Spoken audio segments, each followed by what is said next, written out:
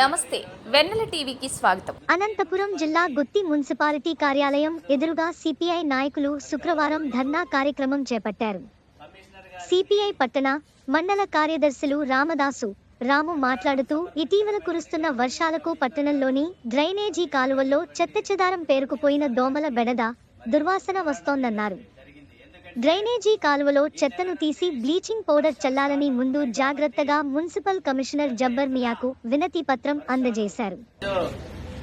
గుత్తి municipality office నందు మరి గౌరవనీయులు కమిషనర్ గారికి మెమరాండం సమర్పించడమైనది. గౌరవనీయులు కమిషనర్ అయినటువంటి జబ్బర్ మియా సార్ గారికి మరి ఒక మెమరాండం ఇవ్వడం జరిగింది. ఎందుకంటే ఈ నెల నుండి వర్షాలు స్టార్ట్ అవుతున్నాయి కాబట్టి పెద్ద ఎత్తున వర్షాలు, వాతావరణ శాఖ పెద్ద ఎత్తున ప్రచారం చేస్తుంది. తుఫాన్లు ఉన్నాయి, పెద్ద ఎత్తున ఋతుపవనాలు ముందే వచ్చాయి, పెద్ద ఎత్తున మరి వర్షాలు పడతాయి.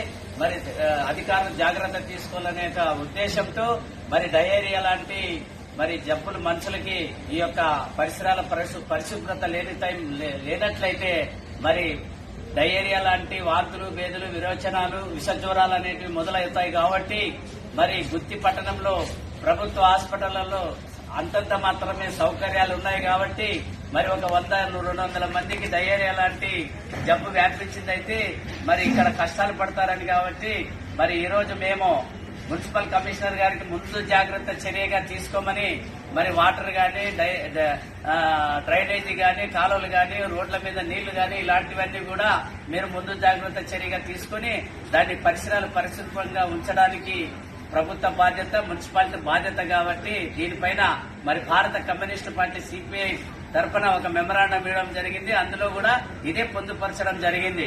కాబట్టి మాకి నియోజకవర్గం పిలుపు మేరకు ఈ రోజు కమిషనర్ గారిని కలవడం జరిగింది.